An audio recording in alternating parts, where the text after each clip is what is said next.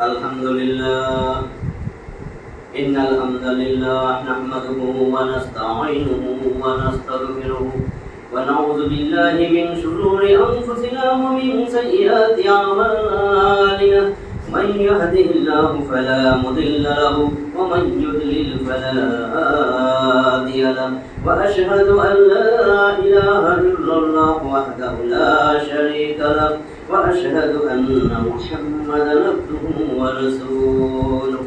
Amma ba'd, fa inna khairal hadisi kitabullah wa khairal hadi Muhammadin sallallahu alaihi wasallam. وشر الأمور محدثاتها وكل محدثة بدعة وكل بدعة ضلالة وكل ضلالة في النار. رب اشرح لي صدري ويسر لي أمري واحلل عقدة من لساني يفقهوا قولي. الحمد لله الذي هدانا لهذا وما كنا لنهتدي لولا أن هدانا الله. সম্মানিত উপস্থিতি, আল্লাহ তাআলার অশেষ মেহেরবানি যে আমরা নিয়মিত আল্লাহর ঘর মসজিদে যে সাপ্তাহিক 2 দিন তাফসীর হয় শনিবার রবিবার, আমরা যারা আসতে পারতেছি, মা বোনরা যারা আসতেছেন, এটা আল্লাহ তাআলার পক্ষ থেকে বহুত বড় মেহেরবানি। আল্লাহ তৌফিক দিয়েছেন, এই জন্য আসতে পারতেছি। সেই জন্য কথা শুরুর আগে রব্বে কারিমের দরবারে দিল থেকে জবান খুলে দিয়ে, মন খুলে দিয়ে আল্লাহর দরবারে একবার কালেমায়ে শুকর আদায় করি। সবাই বলি আলহামদুলিল্লাহ। আজকে ধারাবাহিক যে তাফসীর করতেছিলাম সূরা নিসা, আমরা 50 নম্বর আয়াত পর্যন্ত শেষ করছি।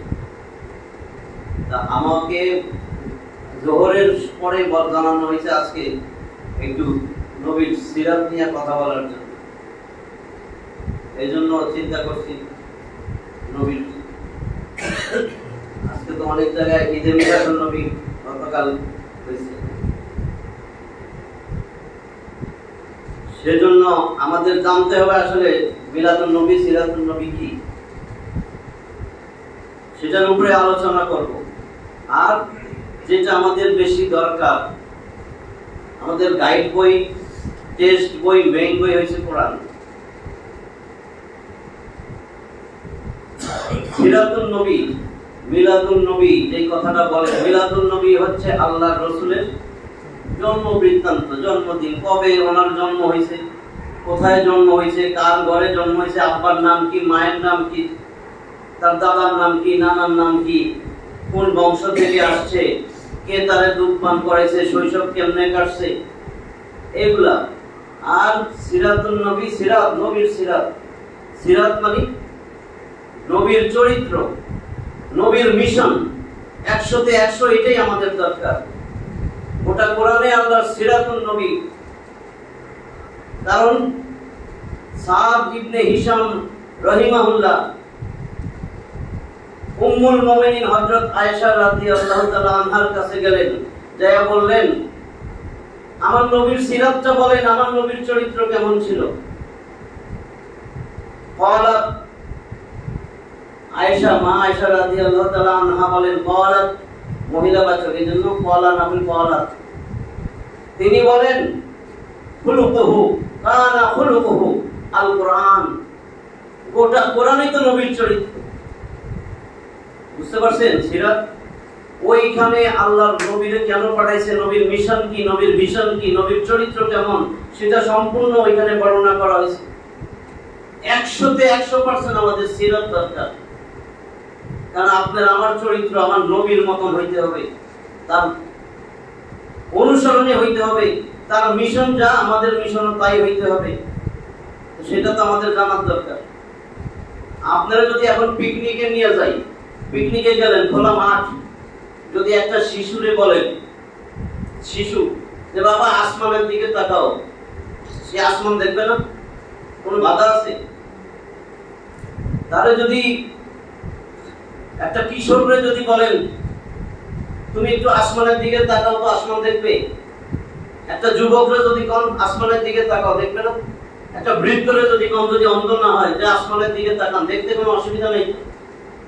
আচ্ছা, আপনার শ্বশুররাই কইলেন, শ্বশুরজি বাবাজি একটু আসমানের দিকে তাকান, দেখতে পারবে না? একটা নানারে কইলেন, নানাজি একটু আসমানের দিকে তাকান, আসমান দেখতে সমস্যা তো নাই, এটা বুঝতেছেন, আমি এটা বুঝাইতেছি। এবার একটা শিক্ষকরে বললেন, আপনি একটু আসমানের দিকে তাকান, শিক্ষকও দেখবে। একটা ছাত্ররে বললেন, ছাত্র তুমি তো ছাত্র, তুমি একটু আসমানের দিকে তাকাও, সে দেখতে পাবে। একটা বাবারে কইলেন, আব্বাজান একটু আসমানের দিকে তাকান, সেও দেখবে। একটা যোদ্ধা মুজাহিদরে নিয়ে আসলেন, তুমি তো আসমানের দিকে তাকাও তো, দেখা যায়নি, হ্যাঁ পুরাই ভাই তো দেখা যাইতেছে। বুঝতেছেন? এইবার মোহতামিম নিয়ে আসছেন, মাদ্রাসার প্রিন্সিপাল, আপনি একটু দেখেন তো আসমানের দিকে, সেও কিন্তু আসমান দেখবে। একটা রাষ্ট্রপ্রধান, রাষ্ট্রনায়করে নিয়ে এসে যদি কোন আসমানের দিকে তাকান, সেও দেখবে। এতগুলা উদাহরণ কেন দিছি? আসমান দেখতে বিশাল, সবাই দেখবে। এখন যদি কোন শিশু বা আমি পৃথিবীর মধ্যে সর্বশ্রেষ্ঠ শিশু হইতে চাই, তাহলে তুমি বিশাল চরিত্র শিশু মোহাম্মদের দিকে তাকাও, তোমার শ্রেষ্ঠ শিশু হইতে পারবা। যুবক যদি আয়েশা বলে আমি শ্রেষ্ঠ যুবক হইতে চাই এই বিশ্বের মধ্যে, বাংলাদেশ না, তাহলে তুমি যুবক মুহাম্মদ সাল্লাল্লাহু আলাইহি ওয়াসাল্লামের দিকে তাকাও। যদি বলে এক বৃদ্ধ এসে আমি শ্রেষ্ঠ বৃদ্ধ হইতে চাই, তুমি বৃদ্ধ অবস্থায় নবী মুহাম্মদ সাল্লাল্লাহু আলাইহি ওয়াসাল্লামের চরিত্রের দিকে তাকাও। যদি সে বলে আমি একজন ছাত্র, বিশ্বের শ্রেষ্ঠ ছাত্র হইতে চাই, তাহলে তুমি সরাসরি আল্লাহর ছাত্র মহানবী সাল্লাল্লাহু আলাইহি ওয়াসাল্লামের ছাত্র জীবনের দিকে তাকাও। যদি বলে আমি একজন শিক্ষক, শ্রেষ্ঠ শিক্ষক হইতে চাই, তাহলে তুমি শিক্ষক মুহাম্মদ সাল্লাল্লাহু আলাইহি ওয়াসাল্লামের চরিত্রের দিকে তাকাও। সে যদি বলে আমি একজন শ্রেষ্ঠ মুজাহিদ হইতে চাই, তাহলে শ্রেষ্ঠ মুজাহিদ নবী মুজাহিদ মুহাম্মদ সাল্লাল্লাহু আলাইহি ওয়াসাল্লামের দিকে তাকাও। সে যদি কয় আমি একজন সেনাপতি, শ্রেষ্ঠ সেনাপতি হইতে চাই, সেনাপতি নবী মুহাম্মদ সাল্লাল্লাহু আলাইহি ওয়াসাল্লামের জিন্দেগি, তার চরিত্রের দিকে তাকাও। বুঝতেছেন?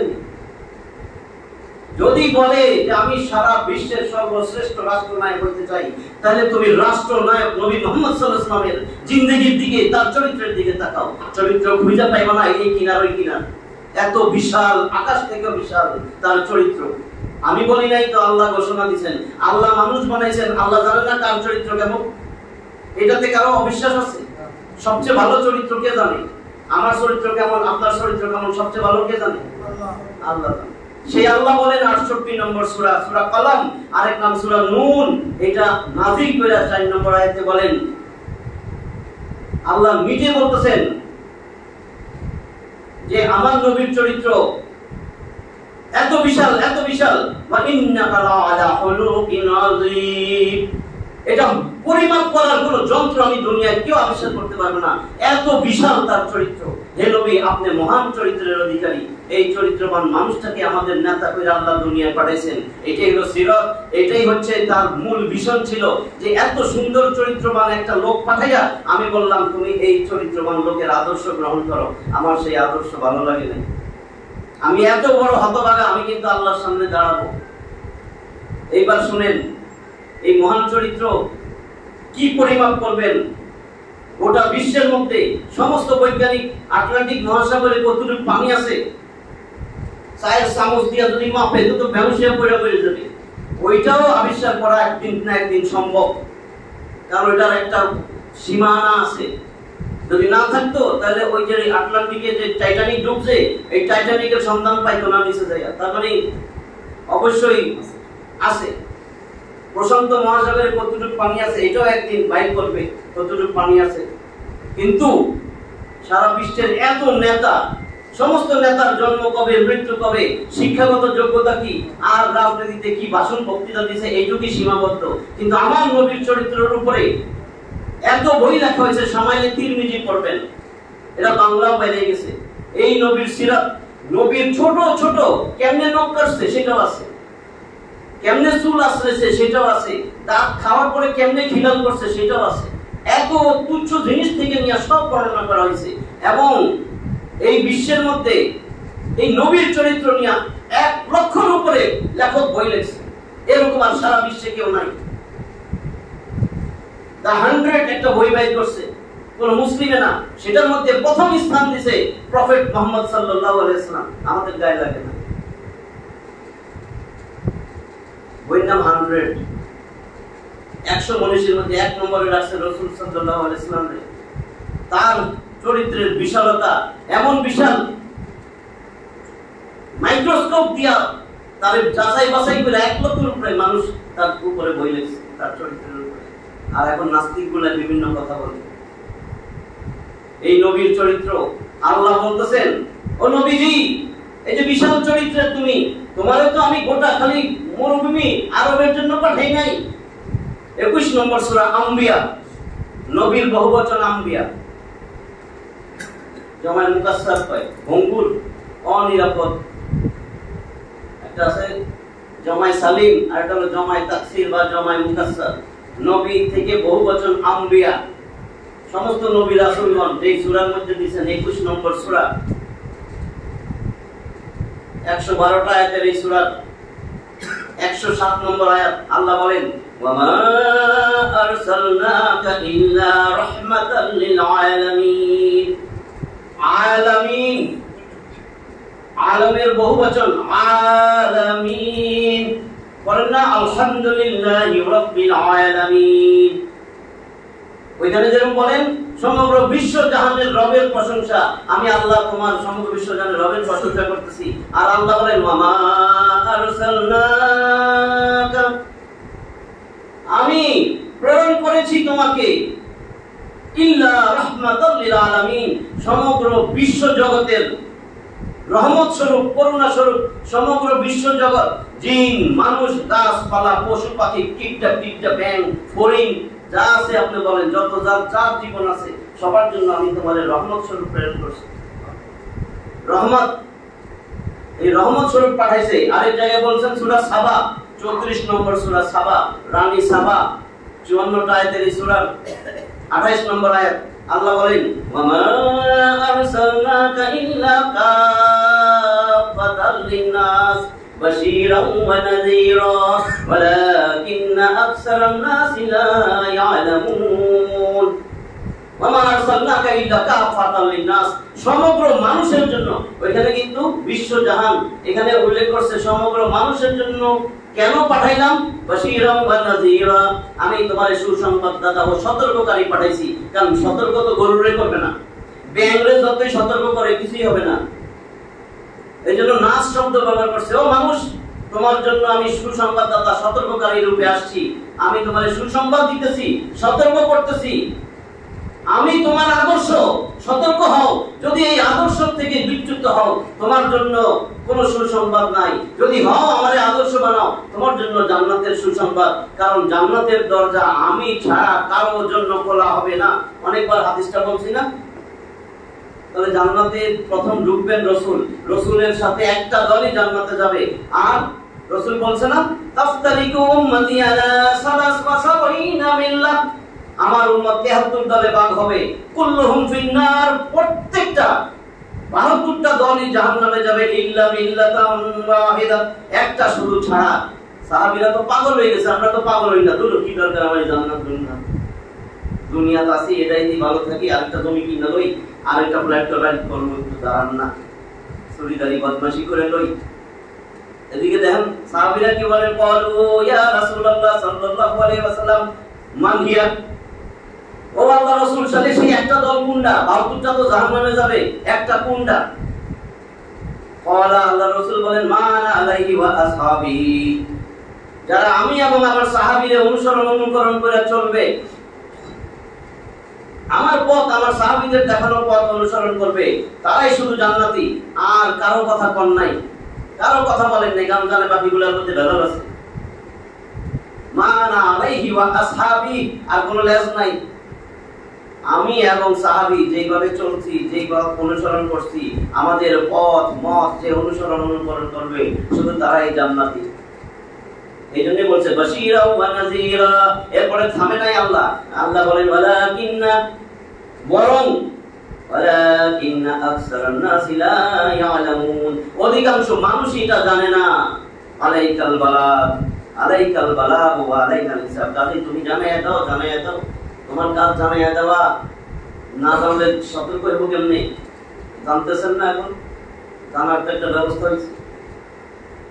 এই মহানবী সাল্লাল্লাহু আলাইহি ওয়াসাল্লাম ঈসা আলাইহিস সালামের পরে প্রায় 600 বছর কোন নবী আসে নাই। অন্ধকার যুগ, এমন অন্ধকার, এমন অসভ্য হয়েছে যুগ, আল্লাহ দুনিয়া ধ্বংসই করে দিবেন এরকম নো রিটার্ন পয়েন্ট। সেই সময় আল্লাহ তাআলা সমগ্র বিশ্ববাসীর এই অসভ্য যুগের জন্য এমন এক সারা বিশ্বের সর্বশ্রেষ্ঠ মানব সন্তান, মানুষের কল্যাণের জন্য আল্লাহ প্রেরণ করেন নবী মুহাম্মদ সাল্লাল্লাহু আলাইহি ওয়াসাল্লাম রে। যেই যুগে গৃহস্বামীরা, গৃহকর্তারা দাসী ক্রয় করে আনতো, তারে প্রেগনেন্ট করে দিত, সংক্ষেপ করতেছি, গর্ভবতী হওয়ার তার ঘরেই তো 8-9 মাস যখন হয়তো বন্ধু বান্ধবরা ডাকতো, মদ খাইতো, আর ওই নারীরে উলঙ্গ কইরা জীবন্ত তার পেট ফাইরা ওই বাচ্চা বাইর করে এক পাশে মা এক পাশে বাচ্চারে রাখতো, যে হাসি ঠাট্টা মশকরা পিচাসের মতন অট্ট হাসি দিত, বাচ্চা কেমনে মরতেছে দপাইয়া, মা কিভাবে ছটফট করে মরতেছে এটা দেখতো আর হাসতো। মানুষের বিবেক কোথায় গেছিল? ওই যুগ যদি আল্লাহ ধ্বংস না করে দিত, রাসূল না পাঠাইতো, ওইটা হয়তো পশুর থেকে অধম একটা যুগ। সেই যুগে রাসূল আসছেন, আল্লাহ বলতেছেন রাসূলের দিয়া 14 নম্বর সূরা ইব্রাহিমের 1 নম্বর আয়াত, ইদা আনজালনাহু ইলাইক, ও নবীজি আমি তোমারে এমন একটা কিতাব দিছি। কেন দিছি? লিতুখরিজান নাসা মিনাজ যুলুমাতি ইলান নূর, এই কিতাব দিয়া তুমি মানুষরে অন্ধকার থেকে আলোতে নিয়ে আসো। এই কিতাব দিয়ে অন্ধকার থেকে আলোতে নিয়ে আসো, তার মানে এই কিতাবের কাছে আসলে আপনি সব অন্ধকার কোনটা বুঝতে পারবেন, নাহলে দুনিয়া থেকে একদিন চলে যাবেন। আসলে অন্ধকার যুগেই ছিলেন, অন্ধকার নেতার সাথে ছিলেন, অন্ধকার দলেই ছিলেন, আলো পাবেন না, হেদায়েত পাবেন না, মৃত্যুর সময় টের পেয়ে যাবেন। মৃত্যুর সময় আল্লাহ চোখের থেকে পর্দা সরাইয়া দেয়, তখন 100তে 100 বিশ্বাস হবে আর চিল্লাইবেন। আল্লাহ তো এটা জানাই দিয়েছে 50 নম্বর সূরা কফের 22 নম্বর আয়াত। আল্লাহ ভালো ভালো করে জানাই দিয়েছে যে আমি যখন তোমার চোখের সামনে থেকে সেদিন পর্দা সরাই দিব।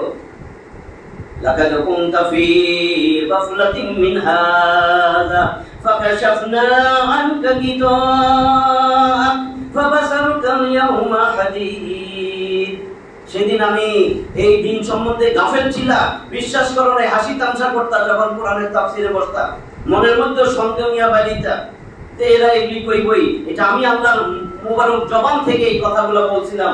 আমি তোমার চোখের সামনে থেকে পর্দা সরাই দিই, আর আশেপাশে কেউই দেখে না, তুমি ঠিকই ফেরেশতা দেখো, 100তে 100 বিশ্বাস হয়। এই জন্যই তখন চিল্লাইয়া বলো রব্বির জিউন, হে আল্লাহ এখন তো সবই দেখলাম, আমার দুনিয়ায় পাঠাও, লাআল্লি আমালু সালিহান ফীমা তারাকতু, যা আমি ছাড়ছিলাম আল্লাহ আমি আমল করব, নেক আমল করব, একটাবার সুযোগ দাও। তখন কি আর সুযোগ পাইবেন? তখন কি আল্লাহ সুযোগ দিবে? তো এখন আমরা রাসূলরে কেন পাঠাইলেন আল্লাহ? রাসূলের মিশন কি? রাসূল যখন রাস্তা দিয়ে যাইতো, বাচ্চারাও বন্ধু পাগল হয়ে যেত, খেলাধুলা ছুঁইরা ছাইরা দিয়া রাসূলের পিছে দৌড়াইতো। রাসূল তো জাদু করে নাই। রাসূল কি জাদু করছে যে রাসূল জাদুকর? রাসূলের চরিত্র, শিশু পর্যন্ত তারে ভালোবাসতো, তার চরিত্রের মধ্যে এগুলি ছিল। শিশুর সাথে কেমন আচরণ, যুবকের সাথে কেমন আচরণ, সবাই পাগল হয়ে যেতেন। আরে এ তো আসলে আল্লাহ রাসূল তো এত ভালো মানুষ, এরকম নেতাই তো আমাদের দরকার। বাচ্চারা খেলাধুলা থুইয়া রাসূলের পিছে যেতেন, রাসূল জিজ্ঞাসা করতেন কেমন আছো, খেলাধুলা করতেছো, কি খেলো, এরকম আল্লাহ রাসূল সংক্ষেপে করে দিতেছি আমি। দেখেন একটা বাচ্চা 3 দিন ধরে দেখে না, ওই সাথীদের জিজ্ঞাসা করে তোমাদের সাথে যেই আরেকটা বাচ্চা ছিল সে কোথায়, কয় 3 দিন ধরে আছে, আসে না, মনে হয় সে অসুস্থ। তো তার বাড়ি ঘর কোথায়, বাসা দেখাই দিছে। রাসূল দেখলো এটা তো এক ইহুদির বাচ্চা, তারপরে সাহস করে গেলেন, ইহুদির ঘরে গেছেন, বাচ্চার পাশে বসছেন, বাচ্চার অসম্ভব জ্বর, গায়ে হাত দিয়ে দেখেন গায়ে পুড়ে যেতেছে, বেহুশ হয়ে গেছে জ্বরে। আল্লাহ রাসূল পরে হাতটা পেট থেকে উঠাইয়া এবার কপালে হাত দিলেন, জ্বর সাথে সাথে ভালো হয়ে গেল, আর চোখ খুললো, এতক্ষণ বেহুশ ছিল, চোখ খুলছে, আল্লাহ রাসূল কাঁদতেছেন, আল্লাহ রাসূলের চোখ দিয়ে পানি বেরিয়েছে। এই যুবক, এই বাচ্চা শিশু যখন যুবক হয় তখন পয়লা নিচে কালেমা লা ইলাহা ইল্লাল্লাহ, মুসলমান আছে যুবক অবস্থায়, ওইটা তার শৈশবকাল যখন রাসূল গেছিলেন। এক উটের কথা বলি, রাহমাতুল লিল আলামিন, আল্লাহ রাসূল বলতেছেন একটা উট, জীর্ণ শীর্ণ উট, এক্সরে করা লাগবে না, এরকম কঙ্কাল সারা হয়ে গেছে। রাসূল সাল্লাল্লাহু আলাইহি ওয়াসাল্লাম রাস্তা দিয়ে যাইতেছেন, উট রাসূলের কাছে এসে দাঁড়ায় রয়েছে। রাসূল বুঝছেন যে বোবা প্রাণী কিছু বলবে, চোখ দিয়ে পানি পড়তেছে, উটের। রাসূল বললেন এটার মালিককে ডাকো। রাসূল বুঝছেন যে এই উটের মালিকের খানাও দেয় না, পরিশ্রম করায় অনেক বেশি, কাজ করায় কিন্তু যত্ন নেয় না, ঘুমাইতেও দেয় না, ওইরকম সময়ও তারা দেয় না রেস্টের। রাসূল বলেন এই উটের মালিককে ডাকো। উটের মালিককে ডাকছে। উটের মালিক তো অবাক যে আমি যা করি তাই তো কইছে দেই। উট কি কথা কইছে রাসূলের সাথে সাথে অবাক। রাসূল বলতেছেন তুমি যে উটরে দিয়া কাজ করো এটা তো ঠিক মতন খাইতেও দাও না, ও তো কমপ্লেইন দিছে তুমি ওরে খাইতে দাও না, ওরে দিয়া কাজ করো, ওরে বিশ্রামের সময় দাও না, আল্লাহর কাছে তো তোমার এর জন্য জবাব দেওয়া লাগবে। এই ছিল রাসূল রাহমাতুল লিল আলামিন। সেই রাসূলের আমরা তোয়াক্কাই করতেছি না, অথচ দুনিয়ায় সেই সব কিছু আল্লাহর ভোগ করতেছি, আল্লাহর নিয়ামত। আল্লাহ বলছেন না কোরআনে 16 নম্বর সূরা, সূরা নাহল 128 আয়াতের এই সূরার 18 নম্বর আয়াত, সূরা ইব্রাহিম 14 নম্বর সূরা, সূরা ইব্রাহিম 52 আয়াতের এই সূরার 34 নম্বর আয়াত, ওয়া ইন তাউদ্দু নি'মাতাল্লাহি লা তুহসুহা, ওয়া ইন তাউদ্দু নি'মাতাল্লাহি লা তুহসুহা। যদি তোমরা আমার নিয়ামত গণনা করতে বসো বইনেই তো শেষ করতে পারবে না। 31 নম্বর সূরা লুকমান, একজন জ্ঞানী ব্যক্তি 34 আয়াতের এই সূরার 20 নম্বর আয়াত, আল্লাহ বলেন আলাম তারা আন্নাল্লাহা সাখখারা লাকুম মা ফিস সামাওয়াতি ওয়া মা ফিল আরদ ওয়া আসবাগা আলাইকুম নি'মাহু যাহিরাতান ওয়া বাতিনাত। আলাম তারা আন্নাল্লাহা, তুমি কি লক্ষ্য করো না নিশ্চয় আল্লাহ তাআলা সাখখারা লাকুম মা ফিস সামাওয়াতি ওয়া মা ফিল আরদ, আসমান জমিন এই দুইয়ের মধ্যে যা আছে সব তোমাদের অধীনস্থ করে দিয়েছে। নালে সিংহ দিয়ে খেলা দাহাম লাগতো না, হাতির পিঠে উঠে খেলা দাহাইতে হইতো না, সাপ দিয়ে খেলা দাহাইতে পারতো না, এগুলারে সব তোমাদের বশীভূত করে দিছি। বুঝছেন জিনিসটা? নালে পারতো না, আল্লাহর ইশারা। আল্লাহ কইছে তোমরা মানুষের অধীনস্থ হয়ে যাও। এই মুরগি জবা করে খাওয়া লাগতো না, হাঁস জবা করে খাইতেন, হরিণ শিকার করে নিয়ে আসতেন, সিংহ দিয়ে খেলা দাহাই দেখছেন না। এরপরে আল্লাহ বলেন ওয়া আসবাগা আলাইকুম নি'মাহু যাহিরাতান ওয়া বাতিনা, যত জাহির বাতিন প্রকাশ্য অপ্রকাশ্য যত নিয়ামত আছে, ওয়া আসবাগা আলাইকুম, আমি তো পরিপূর্ণ করে দিছি, সর্বশ্রেষ্ঠ নিয়ামত তোমাদের দিছি নবী মুহাম্মদ সাল্লাল্লাহু আলাইহি সাল্লাম আর আল কোরআন। এই দুইটা নিয়ামত নিয়ামতই মনে করি নাই, পড়ছি। আল্লাহ যে সর্বশ্রেষ্ঠ নিয়ামত কোরআন, কোরআন তো পড়তেই জানি না, কোরআনের অর্থই জানি না, কোরআনের অর্থই তো জানি না, রাসূলের তো গণাই ধরি নাই, তাই না? দুইটা নিয়ামত সর্বশ্রেষ্ঠ নিয়ামত, এই দুইটা নিয়ামত কিন্তু গণাই ধরি না। দেখেন কে কে দর্শন গণায় সর্বশ্রেষ্ঠ নিয়ামত।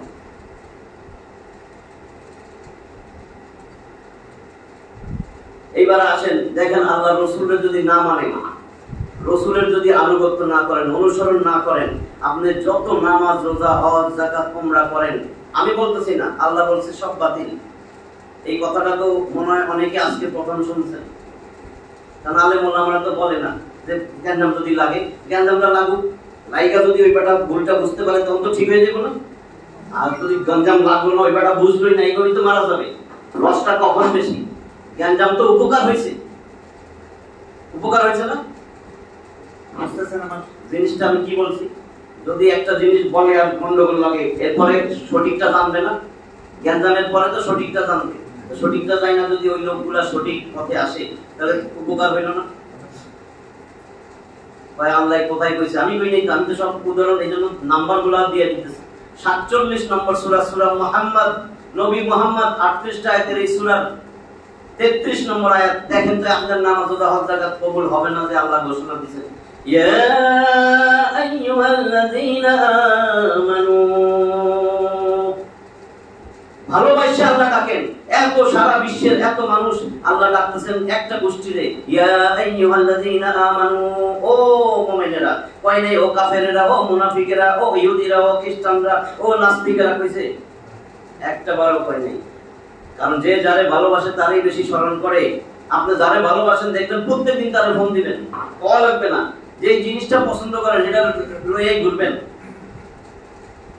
এই জন্য বলছে ওয়ামান আহাব্বা শাইআন আকসারা যিকরা, যে যারে ভালোবাসে তারে সে স্মরণ করে। তো আল্লাহ মুমিনরে ভালোবাসে, এই জন্য খালি বলে, গোটা কোরআনে 89 বার ডাক দিয়েছেন, ইয়া আইয়ুহাল্লাযীনা আমানু, ও ও মুমিনেরা, ও ঈমানদারেরা, এরপরে বলেন আতিউল্লাহ ওয়া আতিউর রাসূল, আল্লাহর আনুগত্য করো, আল্লাহর রাসূলের আনুগত্য করো। ওয়ালা তুবদিলু আমালাকুম, নিজের সমস্ত আমল বিনষ্ট কইরা দিও না। কি বুঝছেন? এই দুইটার কথার পরে আর কোনো কথা লাগাই নাই। কইছে আল্লাহর আনুগত্য করো। আল্লাহর আনুগত্য কেমনে করবেন? আল্লাহরে দেখছেন? তার মানে গোটা কোরআন আল্লাহর কাছে এই দুনিয়ায় পাঠাই দিয়েছে না? কোরআনের অনুসরণ অনুকরণ করেন, কোরআনের উপর আমল করেন। কোরআন যদি না বুঝেন কি আমল করবেন? এই যে ইমাম সাহেব যে নামাজ পড়ায়, একটু একদিনও দেখছেন? বুঝছেন কি কইতেছে? যদি বাংলায় পড়াইতো তাহলে বুঝতেন না? বুঝতেন না? বলবেন যে আরবি তো আমার ভাষা না। আপনি তো অন্য ভাষা সবই জানেন, বাংলা, ইংলিশ, উর্দু, ফার্সি, চাইনিজ সবই বোঝার চেষ্টা করেন, হিন্দিটাও বুঝেন। আপনার তো চেষ্টা করা উচিত ছিল। আল্লাহ পাঠাই, দুনিয়ায় পাঠাই বলছে ইকরা, তারপরে কিন্তু বলছে ইকরা, তারপরে কি? পড়ো তোমার রবের নামে, ইকরা বিসমি রাব্বিকাল্লাযী খালাক, তোমার রবের নামে পড়ো। রাসূলের একটা আয়াত দিবেন পড়তে, 5টা আয়াত না? এই আয়াতগুলো পড়তে দিবেন 96 নম্বর সূরা আলাক। এইখানে 5টা আয়াত প্রথম আসছিল। তো আয়াত তো কোরআনে থাকে, তার মানে পড়ো কোরআন। আল্লাহর কাছে কি জবাব দিবেন? আল্লাহ তো কইছিল সব পড়ো, যা মন চায় দুনিয়া পড়ো, কিন্তু আমি তো এটা তোমারে পড়তেই বলছি, এটা আমি স্বয়ং আল্লাহ বলছি। আর বাকিটা কিন্তু কোথাও প্রমাণ নাই, কিন্তু তুমি যা মন চায় বানাও গিয়া, কিন্তু আমারটা তো তুমি শিওর হইছো যে আমি তো তোমারে আয়াত পড়তে কইছিলাম। এই 5টা আয়াত কোরআনে থাকে, এটা পড়ো, কি পড়া? বিসমি রাব্বিকাল্লাযী খালাক। আচ্ছা, এখন এখানে যে নবী যে মসজিদে নববীতে সাহাবীদের নিয়ে নামাজ পড়তেন, সাহাবীরা তো অর্থ বুঝে, আরবি ভাষা। এখানে যে নামাজে আল্লাহর রাসূল পড়তেছেন, ধরেন এই আয়াতটা পড়লো, ওয়াসারিকু ওয়াসারিকাতু ফাকতাউ আইদিয়াহুমা জাযাআম বিমা কাসাবাত নাকালাম মিনাল্লাহ ওয়াল্লাহু আযীজুন হাকীম। ধরেন এই আয়াতটা পড়লো রাসূল, সাহাবীরা বুঝতেছে সালাত তো কায়েম হইছে। আমাদের সালাত কায়েম হইছে না? কায়েম মানে প্রতিষ্ঠিত করা, সমাজে প্রতিষ্ঠিত করা। সালাত তো কায়েম হইছে। আযান দিলে মা পর্যন্ত বুঝে, ছেলে যদি 10-12 বছরের হয়, আযান দিছে যা মসজিদে যা, মাও বুঝে, এলাকার লোকজন বুঝে, আয়েশা মসজিদে আয়েশা সালাত আদায় করে, এটারে বলে প্রতিষ্ঠিত। ওইখানে কিন্তু আয়াতে আছে আকিমুস সালাত ওয়া আতুজ যাকাত ওয়ালা তাতাফাররাকু ফি, এই কথাটা লেখা নাই এই আয়াতের সাথে। দেখেন যত জায়গায় আয়াত পাবেন আকিমুস সালাত, সেখানে কিন্তু ওয়ালা তাতাফাররাকু ফি, পরস্পর মতানৈক্য করো না, মতভেদ করো না, এটা কিন্তু নাই। এইটুকু মনে রাখেন, তারপরে বাকিটা তাইতেছে। সালাতের আয়াতে এই কথাটা নাই। কইছে আকিমুস সালাত, নামাজকে প্রতিষ্ঠিত করো। এই প্রতিষ্ঠিত মানে এই যে আপনি আযান হইতেছে, আযানের পরে সবাই চলে আসতেছে, এই নামাজ সালাতটা প্রতিষ্ঠিত আছে যেইটুকুই থাকে। এখন রাসূল এই আয়াতটা পড়ছেন, অর্থ কি? ওয়াসারিকু ওয়াসারিকাতু, চোর এবং চুরনি যে চুরি করছে, পুরুষ হোক মহিলা হোক, তারে যখন ধরছো, ফাক্তাউ আইদিয়াহুমা, তাদের দুইজনের প্রত্যেকের ইন্ডিভিজুয়ালি আলাদা আলাদা হাতটা কাইটা দাও। জাযাআম বিমা কাসাবা, এটা তার কর্মফল। নাকালাম মিনাল্লাহ, এটা আল্লাহর দণ্ডবিধি, এটা আল্লাহর আইন। তুমি আইন দেওয়ার কেউ না। ইনিল হুকমু ইল্লা লিল্লাহ, আইন দিবে একমাত্র আল্লাহ, হুকুম করবেন একমাত্র আল্লাহ। কারো হুকুম দেওয়ার অধিকার নাই দুনিয়ার মধ্যে, কারো আইন বানানোর হুকুম বানানোর কোনো অধিকার নাই। আলা, এরপরে বলতেছেন সাবধান। আমি দলিলগুলো দিয়ে লই, মনে করছেন এমনি কই যাইতেছে। ওই যে বলছি সারিকু ওয়াসারিকাতু ফাক্তাউ আইদিয়াহুমা, এইটা হলো 5 নম্বর সূরা, সূরা মাইদার 38 নম্বর আয়াত। এরপরে যে আমি বললাম যে কারো আইন বানানোর অধিকার নাই, হুকুম দেওয়ার কারণ নাই, 12 নম্বর সূরা ইউসুফ 40 নম্বর আয়াত। আল্লাহ বলেন সাবধান, আলা সাবধান। 39 বার কোরআনে আসছে। আলা মানে জেনে রাখো, শুনে রাখো, মনে রাখো, বুঝে নিও। সাবধান, এখানে সাবধান অর্থে বলতে সাবধান। লাহুল খালকু ওয়াল আমর, সৃষ্টি যার, আইন চলবে তার। সৃষ্টিকার, আসমান কার, জমিন কার, গ্রহ নক্ষত্র সূর্য চন্দ্র কার, অক্সিজেন কার, বাতাস কার, আলো কার, পানি কার, যা খাইতেছেন কার, রান্না করেন আগুন কার, গ্যাস কার, কার? আপনি কার? আপনার হাত পা চোখ কান নাক নাড়ি বড়ি কিডনি ফুসফুস যকৃৎ এগুলো কার?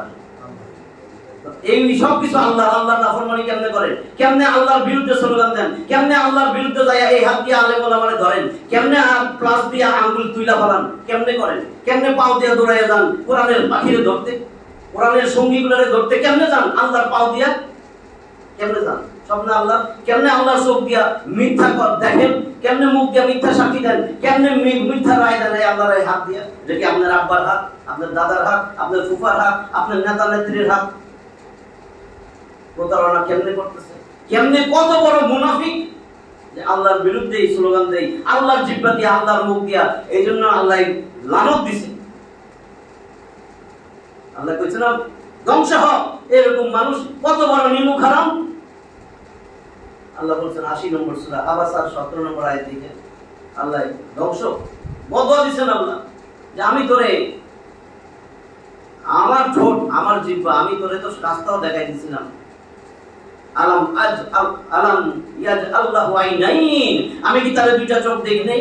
ওয়া লিসানা ওয়া শাফাতাইন, তারে একটা জিহ্বা দুইটা ঠোঁট দেই নাই? ওয়া হাদাইনাহুন নাজদাইন, আমি কি তারে দুইটা রাস্তা দেখাই নাই? এটা শয়তানের রাস্তা, এটা আমি আল্লাহর রাস্তা।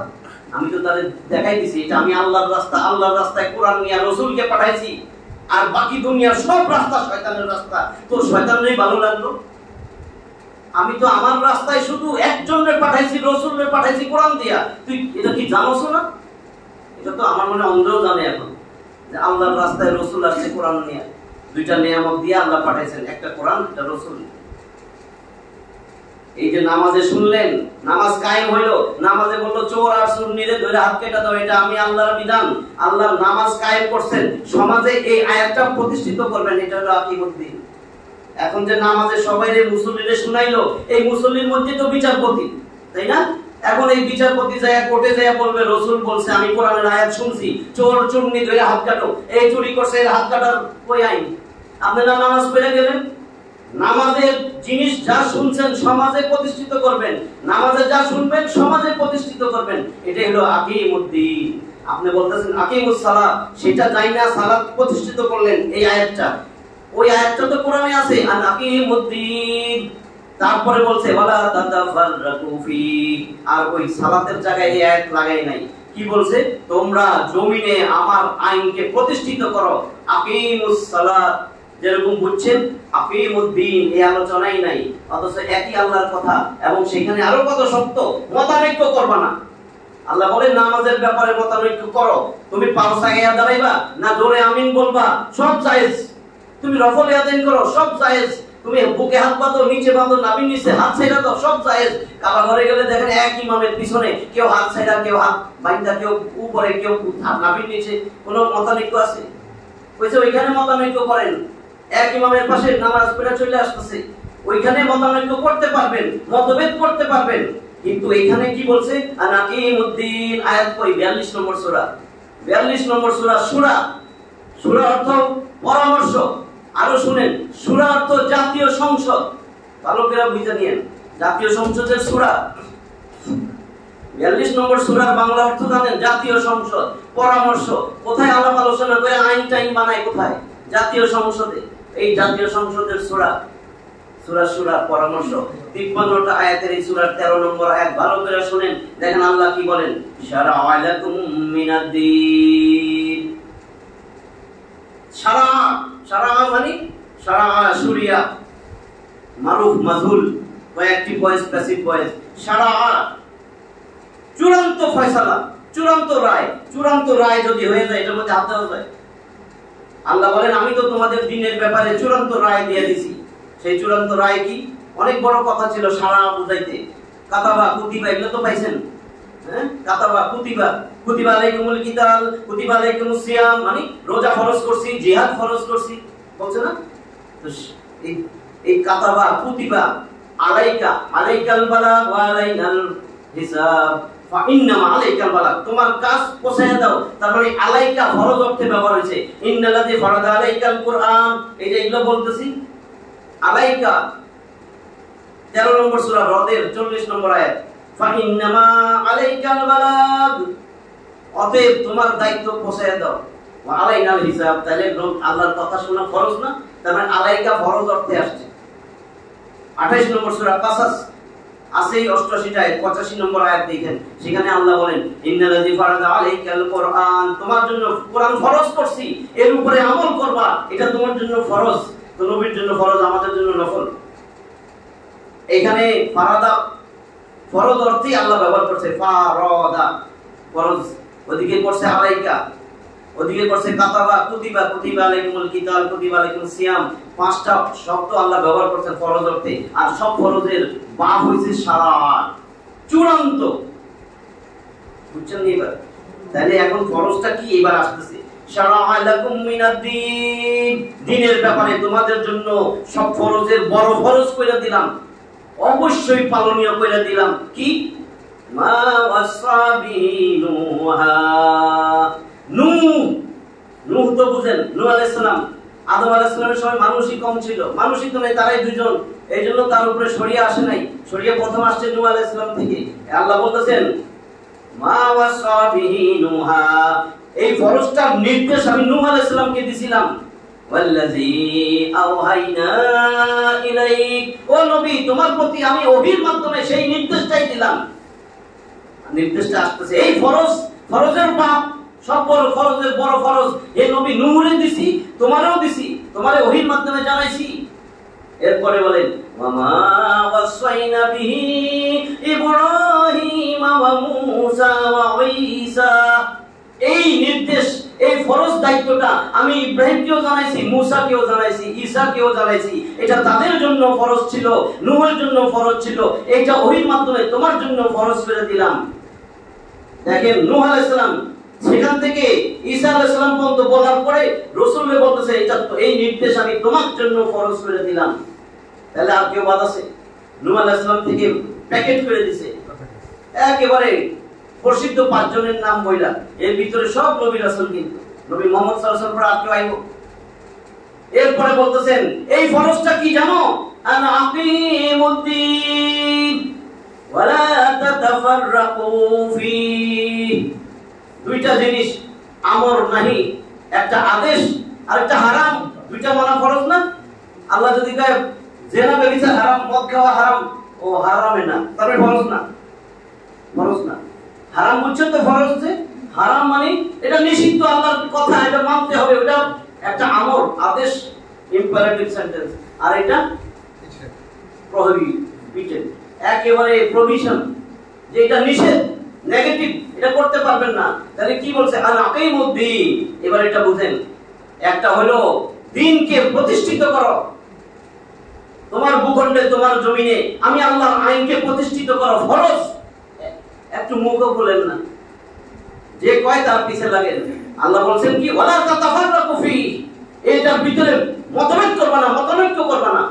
যে করতেছে তার পিছে লাগতেছেন, মতানৈক্য করতেছেন, এটা সম্পূর্ণ নিষেধ, এটা মানা ফরজ। যেটা মানা ফরজ সেটা করতেছি, আর ওইটা আর আকিমুদ্দিন, দ্বীনকে প্রতিষ্ঠিত করো, এটা তো করি না। যেটা কইছে করা, মতানৈক্য করিস না, মতানৈক্য করতেছিস, মানে পুরোটা আল্লাহর বিপরীত, দুইটাই বিট্রে করতেছি। চিন্তা করেন একটু ভালো করে, আকিমুদ্দিন, আকিম, আকামা, ইউকিমু, সেখান থেকে মাসদার হলো ইকামাত, তার মানে ইকামাতে দিন, ইকামত দেন না ভাই, ইকামত দেন, আসরের আযান হইছে, এবার ইকামত দেন, ইকামত মানে ইকামত দেন না, আল্লাহু আকবার, আল্লাহু আকবার, আল্লাহ। দেখেন সাথে সাথে সবাই যে নামাজ প্রতিষ্ঠিত হইতেছে, তো সমাজে আমার, রাষ্ট্রে আমার আল্লাহর আইন কই, কই ইকামত দিতেছেন, কোথায় ইকামত দিতেছেন? কেন রাষ্ট্রে আপনার আল্লাহর কথা শুনতেছেন, কোরআন নামাজ পড়ে যাইতেছেন, সমাজে নাই, তো হবে এটা দিয়া? নামাজে যে কথা শুনে গেলেন সমাজে নাই, এটা কি মসজিদেই আল্লাহর আইন সীমাবদ্ধ? মসজিদের বাইরে আল্লাহর আইন নাই? এই নামাজের মধ্যেই বিচারক শুনে গেল, বিচারক এখান থেকে শুনে গেল, বিচারক থাকলেও যদি ইমাম সাহেব ভুল করে, ইমামের লোকমা দেয় বিচারকে, তাই না? যদি ছেলে স্বয়ং নামাজ পড়ে, ইমাম সাহেব তার বাপ যদি মাগরিবের 2 রাকাতে সালাম ফিরাই দেয়, ছেলে বাপরে ছাড়ে না, দিব না? লোকমা দিব না? তাহলে সেই বিচারক কোর্টে গেল, কোর্টের বিচারকের চেয়ারে বসলো, এই মাত্র সালাত আদায় করে গেল, শুনে গেল চোর চুরনি, জেনা বেবিচার, জেনাকারিনী, এদের ধরলে 100 বেত্রাঘাত করো, শুনে গেল, এখন ওইখানে যায় মানব রচিত বিধান দিয়ে আইন দিতেছে, সই করতেছে। ও কার গোলাম? আল্লাহর গোলাম না মুনাফিক পশ্চিমার গোলাম? মুনাফিক পশ্চিমার গোলাম না, সব তো মুসলিম। মুসলিমরা যদি বলে আমরা সবাই যে যেরকমই আসুক, যেই দল ক্ষমতায় আসুক, কোরআন দিয়ে দেশ চলবে, অসুবিধা আছে? আপনি মুসলিম, আপনি এখন ক্ষমতায় যাইতেছেন, আপনি কেন ছটফট করেন না যে আল্লাহর কোরআন দিয়ে আমরা আইন বানাবো, সংবিধান বানাবো? কেন করেন না? আপনি তো মুসলিম। আপনার কামড়ায় কেন? কোরআন কামড়ায় কেন? এটা তো রাসূলের মিশন। সিরাত শুনবেন কইছেন, এবার সিরাতের কথা আসে। সিরাত মানে মিশন, আল্লাহ রাসূলের মিশন। আল্লাহকে আমি রাসূলকে কেন পাঠাইছি? তার তো মিশন ছিল একটা। 9 নম্বর সূরা, সূরা তাওবার 33 নম্বর আয়াত, 61 নম্বর সূরা, 9 নম্বর সূরা তাওবায় অনুশোচনা, এখানে আছে 129টা আয়াত। 61 নম্বর সূরা আস-সাফ সারিবদ্ধ সৈন্যদল 14টা আয়াত, তার মধ্যে 9 নম্বর আয়াত। 48 নম্বর সূরা ফাতহ মক্কা বিজয় আছে 29টা আয়াত, 28 নম্বর আয়াত। তিনটা জায়গায় আল্লাহ একই কথা বলছেন। কত গুরুত্ব এই আয়াতের। আল্লাহ বলেন হুয়াল্লাযী আরসালা রাসূলাহু বিল হুদা ওয়া দীনিল হক লিইয়ুযহিরাহু আলাদ দীনি কুল্লিহি ওয়ালাউ কারিহাল মুশরিকুন। সূরা তাওবা আর 61 নম্বর সূরা আস-সাফে এই একই আয়াত। শুধু 48 নম্বর সূরা ফাতহ মক্কা বিজয়, এখানে একটু একটা লাইন লাগাইছেন ওয়া কাফা বিল্লাহি শাহীদা, অর্থাৎ সাক্ষী হিসেবে আমি আল্লাহ যথেষ্ট। তুমি কি কাজ করতেছো না করতেছো, আমার জমিনে আমার আইনের বিরুদ্ধে কথা বলতেছো, আমি বলছিলাম আমার একামতে দিন কায়েম করো, আর তুমি সেখানে গন্ডগোল করতেছো, বিরুদ্ধে কথা বলতেছো। ওলা তাফাররাকু ফি, বলছি তাফরিক করো না, তুমি তাফরিক করতেছো, ষড়যন্ত্র করো। তুমি তো আব্দুল্লাহ ইবনে উবাই ইবনে সুলুলের মতন সর্বশ্রেষ্ঠ যে মুনাফিক, তার দলের অনুসারী। আব্দুল্লাহ ইবনে উবাই ইবনে সুলুল ঘটনা জানেন তো? তারা অধিক চাই, সংক্ষেপ করে দেই। এখানে কি বলছেন? এটা তো অনেকবার বলছি, হুয়াল্লাযী আরসালা রাসূলাহু, হে আল্লাহ বলতেছেন আমি সেই সত্তা, আমি সেই আল্লাহ যিনি তোমাদের জন্য একজন রাসূলকে পাঠাইছি সত্য দিন সহ। সত্য দিন মানে ইন্নাদ দীনা ইনদাল্লাহিল ইসলাম, ইসলাম দিয়া।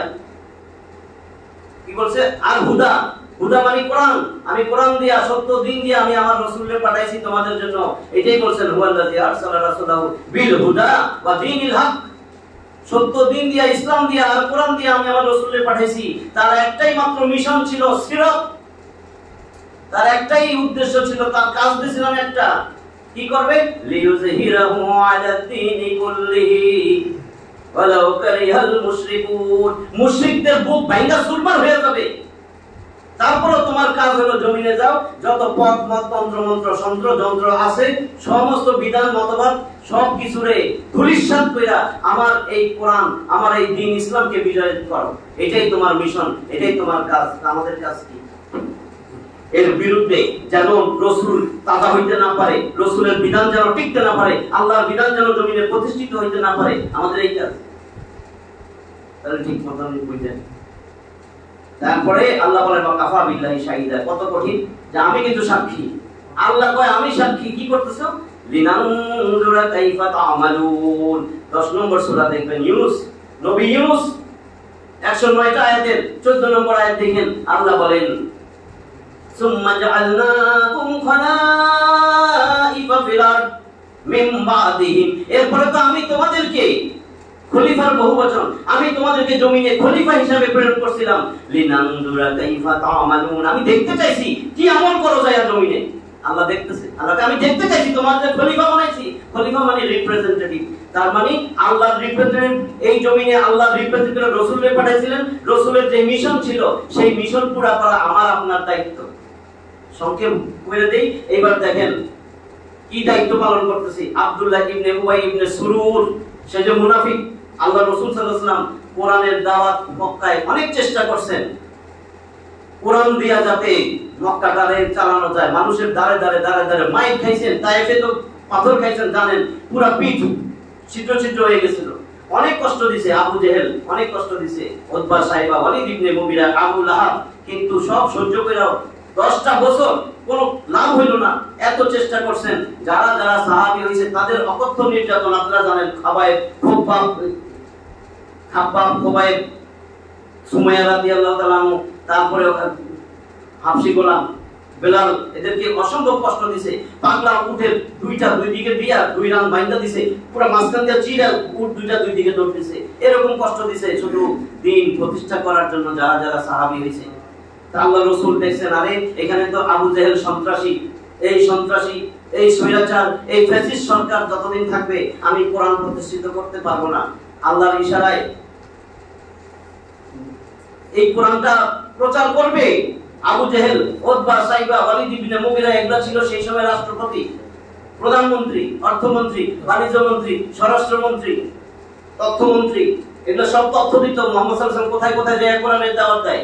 তাই কোরআন তো শোনানো যাবে না, এই যেখানে কোরআন হবে সেখানেই গন্ডগোল করবা, তালি বাজাইবা, শীষ দিবা, গন্ডগোল করবা, এমন একটা কথা দেবা যাতে দুই গ্রুপ মারামারি লাগে, কেউ যেন কোরআন না শুনে। কোরআন শুনলে এই সমস্ত যুবকগুলা কিন্তু ইসলামে দাবিত হয়ে যাবে, নবীর দল ভারী হয়ে যাবে, আমরা নেতাগিরি ছুটে যাবে।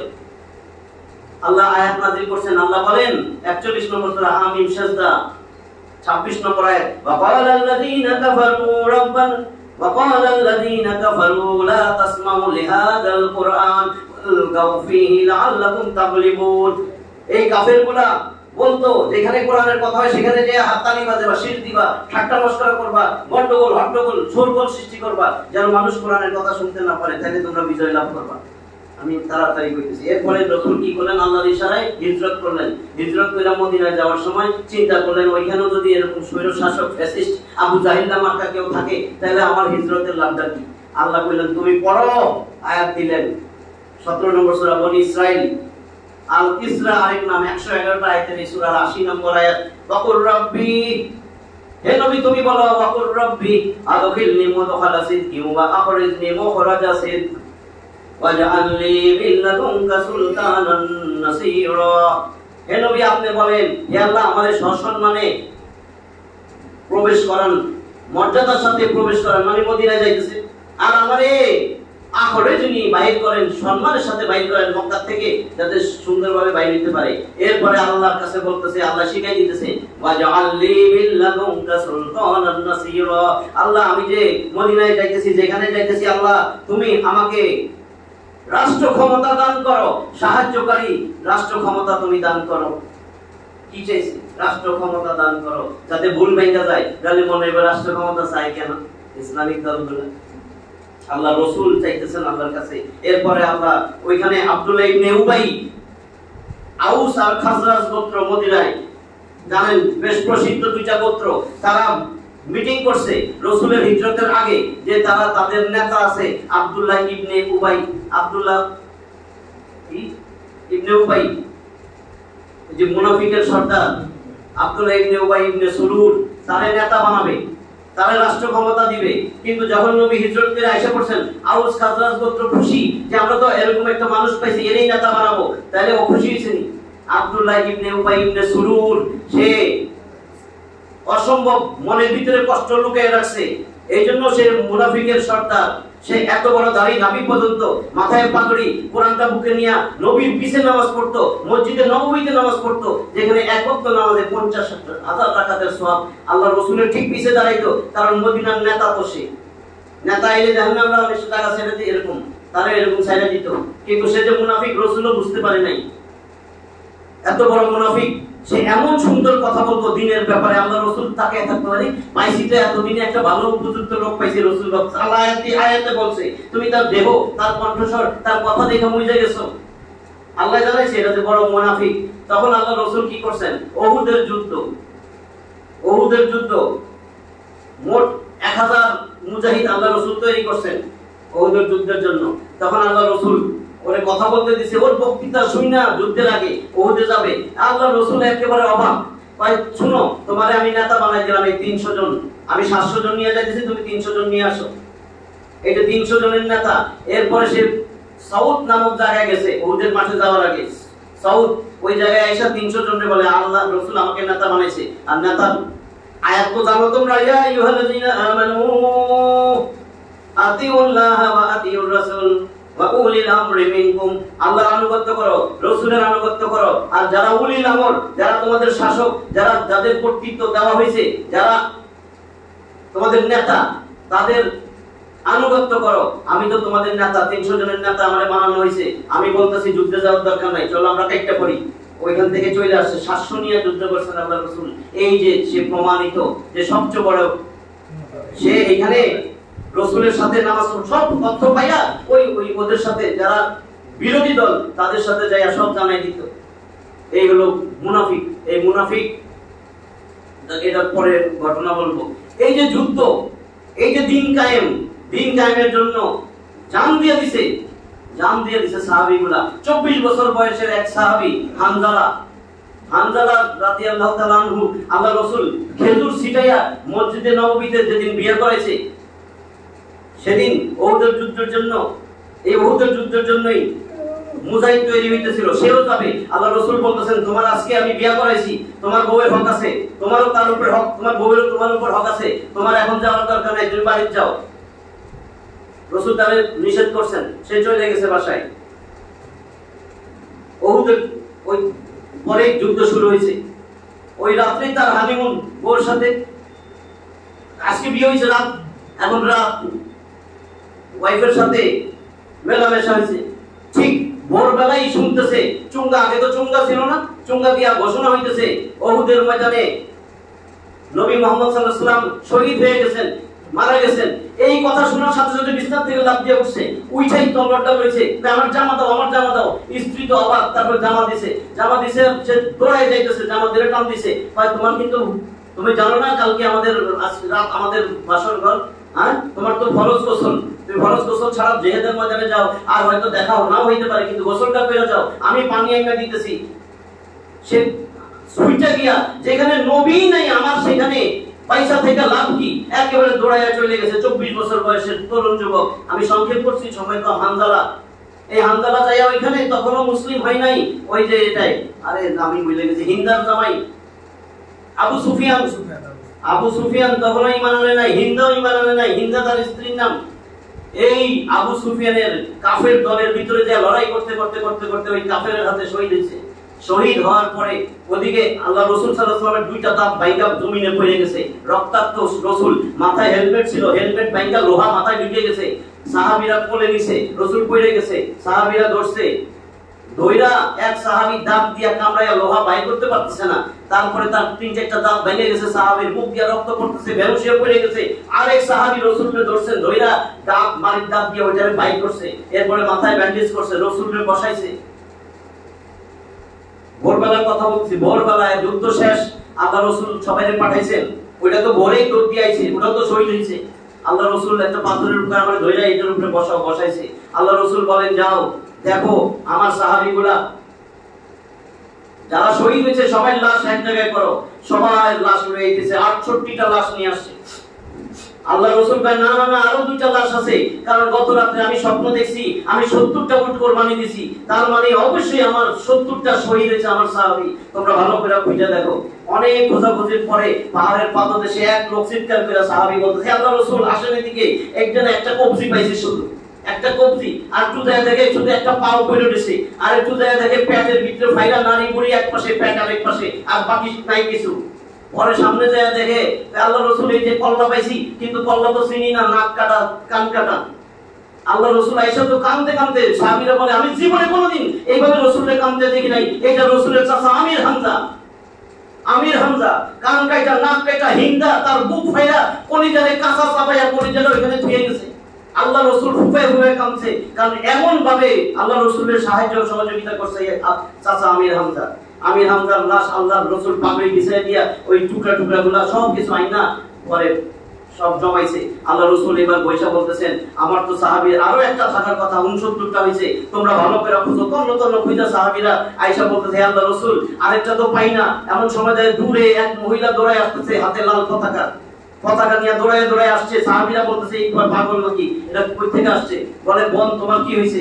আমি আল্লাহ রাসূলের সাথে গোপন কথা বলতে চাই। তারা তো আশ্চর্য, গোপন কথা কইবো আবার, এটা কি? পরে রাসূলকে যে বলছে, রাসূল বলে, আসতে দাও। রাসূল বলতেছে, কি বলবা?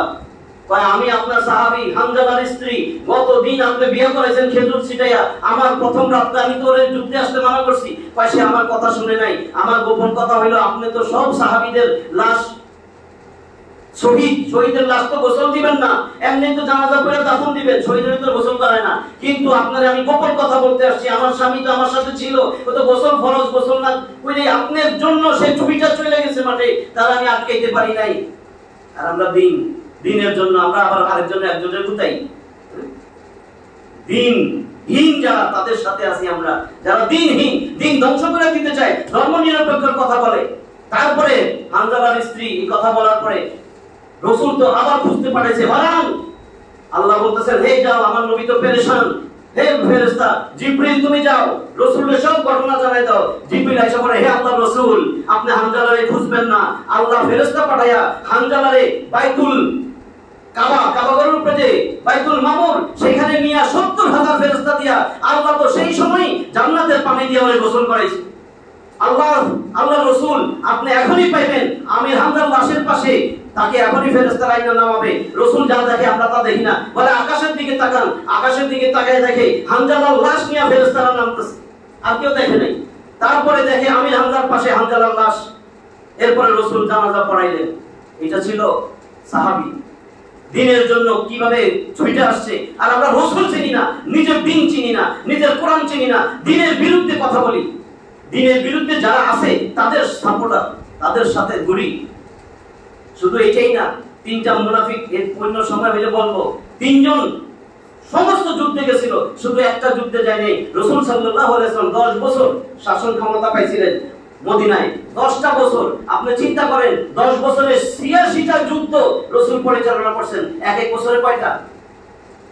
12 মাসে যদি 8টাই হয়, 8টার উপরে, 8 10 80 86, 27টা তিনি সেনাপতি ছিলেন। যে প্রথমে বলছে, সেনাপতি যদি হইতে চাও, রাসূলের সেনাপতি জিন্দেগি দেখো। রাষ্ট্রপ্রধান হইতে চাও, রাষ্ট্রপ্রধানের চরিত্র দেখো, তোমার রাষ্ট্রপ্রধানের চরিত্র না। তাহলে এই যে একটা যুদ্ধে যায় নাই, তিনজন, কাব বিন মালিক, হেলাল ইবনে উমাইয়া, মুরারা বিন রাবি, এই তিনজন একটা যুদ্ধে যায় নাই। রাসূলের জীবনের সর্বশেষ তাবুকের যুদ্ধ 8ম হিজরির শেষে, 9ম হিজরির শুরুতে। মক্কা বিজয়ের সময় 10,000 সৈন্য ছিল রাসূলের, মুজাহিদ।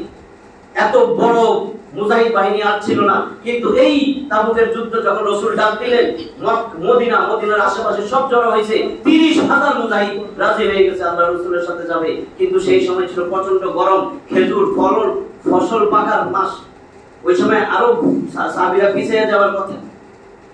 মুনাফিকগুলো ওই সময় শুরু করে দিয়েছে, যাইস না, এটা কিন্তু রোমান সম্রাট হেরাক্লিয়াসের বাহিনী, অস্ত্র শস্ত্রে সজ্জিত, এই জায়গা পশু কাটা খেয়ে আসবি, সব মরবি, ওদের সাথে যুদ্ধ করে লাভ নাই। আরে খামাখা চল মসজিদে যাই, আল্লাহর কাছে দোয়া করি, সুবহানাল্লাহ সুবহানাল্লাহ পড়ি, আর জিকির আজকার করি, আর কোরআন খতম দেই আয়। মুনাফিকগুলা অনেকে তো মনে হয়েছে তাই তো, এটাই তো ভালো। কিন্তু রাসূলের সাথে রাসূল রওনা দিয়ে দিয়েছেন 690 কিলোমিটার দূর, যানবাহন নাই, পানি সংকট, প্রচন্ড গরম, এই মরুভূমি পার হয়ে যাইতেছে। এই তিনজন সাহাবী রয়ে গেছিল। এরা কিন্তু মুনাফিক না, বাকিগুলা মুনাফিক, এরা খাঁটি ঈমানদার। এই যে তিনটার নাম বললাম, এই তিনটাও রয়ে গেছিল। এরা চিন্তা করছে, আমাকে তো শক্তিশালী ঘোড়া আছে, 2 দিন পর যাই, 3 দিন পর যাই, এখন খেজুর পাকছে, খেজুর যাবে কাইটা ধুয়ে যাই, 6 মাস চিন্তা করা লাগবে না, এখন যদি চলে যাই এগুলো তো চুরি হয়ে যাবো, খামুকি আইসা, এরকম চিন্তা করে গরিমসি করতে করতে তিনটা যায় নাই। আল্লাহ রাসূল ওইখানে গেছেন, আল্লাহ রাসূল ছিলেন অত্যন্ত কৌশলী যোদ্ধা। সবাই বলছেন, তোমরা প্রত্যেকে 10 জনের জন্য একটা করে চুলা জ্বালাইবা, 30,000 সৈন্য, একটা চুলার মধ্যে রুটি বানাইবা তোমাদের জন্য। রাত সন্ধ্যার দিকে বলতেছে, একটা চুলায় 30 40 50 জনের রুটি বানানো যায়, কৌশল। আল্লাহ রাসূল বলে, তোমরা আমি যা বলছি সেটা করো, প্রতি 10 জনে একটা চুলা জ্বালাইবা। তাহলে 30,000 জন্য গোটা তাবুকের মাঠে, তাবুক প্রান্তরে 3,000 চুলা জ্বলছে। আর ওদিকে হেরাক্লিয়াসের বাহিনী, গোয়েন্দা বিভাগ দূরের থেকে দেখতেছে। এর আগের হিজরিতেই ছিল মুতার যুদ্ধ, মুতার যুদ্ধতে পরাজিত হয়ে গেছে এই রোমান বাহিনী। তখন ছিল এরা মাত্র 3,000, আর ওরা ছিল 1 লাখ। 3,000-এর লগে পারি নাই, এত চুলা বাবারে কয়জন জানি আইছে, আবার স্বয়ং নবী বলে এখন নবীও আইছে, এবার তো আর উপায় নাই। তারপরে আবার গোয়েন্দা হেরাক্লিয়াস কইতেছে, তোমরা যাও সকাল পর্যন্ত দেখো কি করে। দেখে সকালে তাহাজ্জুদের সময় উঠছে, কেউ উযু করতেছে, কেউ মেসওয়াক করতেছে। কয় উযু তো বুঝলাম, ওইটা কি করে রে, একটা গাছের ডাল দিয়ে এটা কি করে, এটা তো বুঝলাম না। পরে গেছে হেরাক্লিয়াসের কাছে, দেখে সম্রাট আমরা তো সব দেখলাম, এটা তো নতুন জিনিস দেখলাম, সব বুঝলাম, কি এরকম করে দাঁত দাঁড়াইতেছে, কয় কি করছে এটা, কি দিয়া, কয় কাঠের গাছের ডাল দিয়া এরকম করে দাঁত দাঁড়াইতেছে, কয় হায় হায় গতবার তো পারি নাই এদের সাথে, এইবার তো মনে হয় তলোয়ার দিয়া কাইটটা আবার দাঁত দিয়া চাবাইয়া কামড়ায় খাইবো, এইবার তো লাশও খুঁজে পাবো না, আমার কোনো উত্তর দরকার নাই। রাসূল সাল্লাল্লাহু আলাইহি ওয়াসাল্লাম কয়দিন অপেক্ষা কইরা গনিমতের মালটাল নিয়া বিনা যুদ্ধে জয় আল্লাহ দিয়ে দিয়েছেন। এইবার মুনাফিকরা কইতেছে কি রে, কইছিলাম কচু কাটা করবো, এটা একটা মরে নাই, সব দিক বিজয়ের বেশি আইতেছে, এখন কি কম রাসূল রে। আল্লাহ কিন্তু সাথে সাথে আয়াত নাযিল করে দিয়েছে। আল্লাহ কইতেছে ইয়াতাযিলুনা ইলাইকুম, তারা কিন্তু তোমার কাছে এই মুনাফিকগুলো খালি ওজর পেশ করবে। নবীজি আসার সাথে সাথে দৌড়ায় আইছে, ও আল্লাহ রাসূল আমার না অনেক জ্বর ছিল, ও আল্লাহ রাসূল আমার বউ প্রেগন্যান্ট ছিল, আল্লাহ রাসূল খেজুর গাছে উঠেছিলাম, বাচ্চাটারে ওখান থেকে ঠুস করে পড়ে ল্যাংড়া হয়ে গেছে, এ আল্লাহ রাসূল আমার পেট ব্যথা ছিল। এক একজন এক একটা কইছে, আল্লাহ রাসূল কয় ঠিক আছে যাও যাও যাও, কারণ আল্লাহ তো জানাই দিয়েছে আয়াত নাযিল করা, যারা ওজর পেশ করবে এরা মুনাফিক। ওই তিনটাও আইছে, আয়েশা আল্লাহ রাসূলের কাছে কাঁদতেছে, আল্লাহ রাসূল তো জানে না, যায় নাই, বলে কি তোমরা কাঁদতেছো কেন? কই আল্লাহ রাসূল কোনো ওজর পেশ করব না, আমাদের শক্তিশালী ঘোড়া ছিল, আমরা গরিমসি করতে করতে আমরা আর যাওয়া হলো না, আমরা মনে করছি 2 দিন 3 দিন পর যাইয়া তো আপনাদের ধরতেই পারবো, কারণ সব তো খালি পায়ে যাইতেছে, জানবো না, আমাদের তো সেটাও ছিল। হে আল্লাহ রাসূল, কই তোমাদের ব্যাপারে আল্লাহ সিদ্ধান্ত দিবে, আমার কিচ্ছু করার নাই, তোমরা যাও। এটা বলার পরে এদিকে গনিমতের মালের জন্য যারা গেছিল সবাই বউ ছেলে মেয়ে সবাই সে গনিমতের মাল ভাগ করে দিয়ে, এবার রাসূল খুতবায় বলতেছেন এই তিনজন কাব বিন মালিক, হিলাল ইবনে উমাইয়া আর হলো মুরারা বিন রাবি, এই তিনজনের সাথে আজকে থেকে তোমাদের সালাম কালাম উঠা বসা লেনদেন মুআমালাত মুআশারা সব বন্ধ। আমি বয়কট করলাম যতদিন আমি শেষ পরবর্তী নির্দেশ না দেওয়া পর্যন্ত। তাদের ওয়াইফদেরকে জানাই দিয়েছে। কাব বিন মালিক বাসায় যাবে, দরজা নক করতেছে, ভিতর থেকে আওয়াজ আসছে, হে আমার স্বামী, আপনার ঘর, আপনি ইচ্ছে করলে আসতে পারবেন, আল্লাহ রাসূল বলেছে পরবর্তী নির্দেশ না দেওয়া পর্যন্ত আপনার সাথে কথা বলা সালাম কালাম সব বন্ধ। আপনি যদি আপনার ঘরে ঢুকেন আমার কিছু করার নাই, আপনি তো আপনার ঘর, কিন্তু আমি আমার ছেলে মেয়ে নিয়ে বাপের বাড়ি চলে যাব পিছনের দরজা দিয়া। এই কথা শোনার পর মনে হচ্ছে আসমান ভাঙা পড়ছে, যে জীবন রেখা লাভ কি, মুনাফিক হয়ে গেলাম, কবে নির্দেশ আসবে, যদি এর আগে মারা যায় শেষ। 360 ডিগ্রি অ্যাঙ্গেলে ঘুরে গেছে, যায় দেখে দরজার সামনে তার 3টা ছেলে, হাদিসে আসছে একটা বয়স 11, একটা 9, একটা 7, একটা 4। তো বাচ্চাগুলোরে বলতেছে শুনো আব্বার কাছে একটু আসো, একটু আদর করে দেয়া যায়। ছোটটারে বলতেছে তুমি আসো 4 বছর, একটু কোলে নেই, কবে আব্বার সাথে দেখা হয় না হয়, আমি কোথায় যাবো আমি জানি না, যদি আর দেখা না হয়। ছোট ছেলে পেলে মার্বেলের মতন পাথর দিয়া খেলতেছিল, পাথর হাত থেকে ছুঁড়া ভাগাই দিয়া দৌড়াইতেছে, না না না, আল্লাহ রাসূল বলছে তুমি মুনাফিক হয়ে গেছো, আমরা মুনাফিকের কোলে উঠতে চাই না। ওই দৌড় দিছে, দৌড়াইয়া চলে গেছে। ওদিকে হিলাল ইবনে উমাইয়া ছোট করে দিতেছি, বাসায় যায়া একটা দড়ি নিছে, দড়ি নিয়া মসজিদে নববীর পাশে একটা খুঁটির মধ্যে নিজেরে বাঁধছে, বাইন্দা কইছে শুধু নামাজ ওযু খাওয়া। এই সময় তার একটা নাতি ছিল, কইলা দিবি আমি এইখানেই থাকবো। সে বলতেছে আমারে যখন এরকম করে বাঁধছে, আমি বাইন্দা নিজে শাস্তি দিতেছে। রাসূল আসা যাওয়ার সময় আমারে দেখবে, রাসূলের সালাম দেয়, কয় রাসূল আমার দিকে তাকায় না, হাসি উজ্জ্বল মুখ নিয়ে সাহাবীদেরকে নিয়ে মসজিদে নববীতে যখন ঢুকে আমি সালাম দিলে মুখ কালো হয়ে যায়, তখন মনে হয় যেন আমার বুক ফেটে যাইতেছে, আয় হায় কি করলাম যদি এই অবস্থায় মারা যাই, এরকম চলতেছে। আর আরেকজন মুরারা বিন রাবি, সে তার ঘরের ভিতরে নিজের এক রুমে বন্দী করছে, সারা দিন সে তাই কাঁদতেই থাকে। কাব বিন মালিক বলে আমি যে কাঁদতেছি কাঁদতে এখন কাঁদলে চোখের পানি আসে না, চোখ পুরো শুকিয়ে গেছে, যে আমরা মাপ পাবো কিনা। ঠিক 50 দিনের মাথায় আল্লাহ আয়াত নাযিল করলেন, ওয়া আলাস সালাসাতিল্লাযিনা খুলিফু। ঠিক ফজরের নামাজ আল্লাহ রাসূল পড়াবে, ফজরের আগে আয়াত নাযিল হইছে, এই তিনজনকে তাদের তওবা কবুল করলাম। 9 নম্বর সূরা তাওবার 118 আয়াত, এইজন্য সূরাটার নামই হয়েছে তাওবা। এই তিনটার তওবা এত গভীর ছিল, আল্লাহ এই তিনটারে maaf করে দিয়েছে। এই তিনটা কিন্তু মুনাফিক না, এই তিনটারে আল্লাহ maaf করে দিবেন। আল্লাহ আয়াত নাযিল করে ওয়া আলাস সালাসাতিল্লাযিনা খুলিফু, সালাসাতিন মানে 3, এই তিনজনের স্থগিত আদেশ আল্লাহ উঠাই নিয়া এদের তওবা কবুল করে তিনজনের maaf করে দিবেন।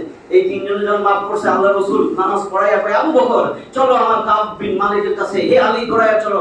আল্লাহ রাসূল আসছেন, দরজা নক করেন, বউ ভিতর থেকে বলেন, হে আল্লাহ রাসূল আপনি তো বলছিলেন বয়কট করতে, আমি তো জানি না কাব বিন মালিক কোথায়, আজকে 50 দিন আমার সন্তানও জানে না সে কোথায়।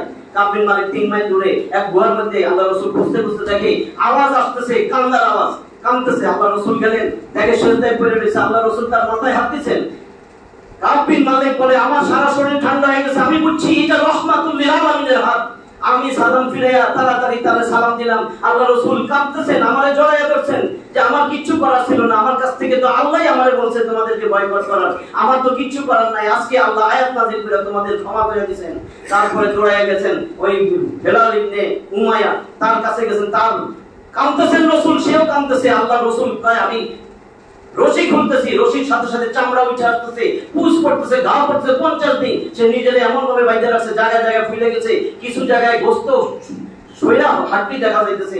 কাব বিন মালিকের কপালে আল্লাহ রাসূল বেলাল ইবনে উমাইয়া চুমা দিলেন, এরপরে দোয়া দিলেন, হাত বুলাই দিলেন, আর ওইটারে যে ঘরের থেকে বাইর করছেন, সবগুলা তওবা আল্লাহ কবুল করছেন। শুধুমাত্র একটা যুদ্ধে যায় নাই, একটা যুদ্ধে যায় নাই, কোথায় জিহাদে যায় নাই, কেন? দিন প্রতিষ্ঠার জন্য। আর আজকে আমাদের জমি 54 বছর হয়ে গেছে, দিনের তো ভালোই নাই, দিন প্রতিষ্ঠার যারা কথা বলে তাদের বিরুদ্ধে আবার চুগলখড়ি করি। কত বড় অন্যায় সেটা আল্লাহ বলছে, এটা ফরজ, তুমি করবা না, কোন রকম মতানৈক্য করবা না, এটা আল্লাহর আদেশ, আমি কই নাই তো। বলে তাতাফাররাকু ফি, নিজে পারো না কিচ্ছু, কিন্তু এদের বিরুদ্ধে মতানৈক্য করো না, মতানৈক্য সম্পূর্ণ নিষেধ। যা শুনলাম বুঝলাম যে আমাদেরকে দ্বীনের জন্য খাটতে হবে, দ্বীনের জন্য যুদ্ধ হয় নাই, কেউ ডাক দেয় নাই, ঠিক আছে, আপনাকে নিজের ওয়াইফের কাছে, বাচ্চার কাছে, প্রতিবেশীর কাছে কোরআনের কথা বলতেই হবে, এটাই তো আপনার জিহাদ। এবং স্বৈরাচারের সামনে আফদালুল জিহাদ, সবচেয়ে বড় জিহাদ, কালিমাতু হাক্কিন ইনদা সুলতানিন জাহির, স্বৈরাচার শাসকের সামনে সত্য কথা বলা, এটা সবচেয়ে বড় জিহাদ। আল্লাহ যেন আমাদেরকে সত্য বলার, কোরআন প্রচার করার তৌফিক দান করেন। ওয়া মা তাওফিক ইল্লা বিল্লাহ, আলাইহি তাওয়াক্কালতু ওয়া ইলাইহি উনীব। ওয়া আখিরু দাওয়ানা আলহামদুলিল্লাহি রাব্বিল আলামিন।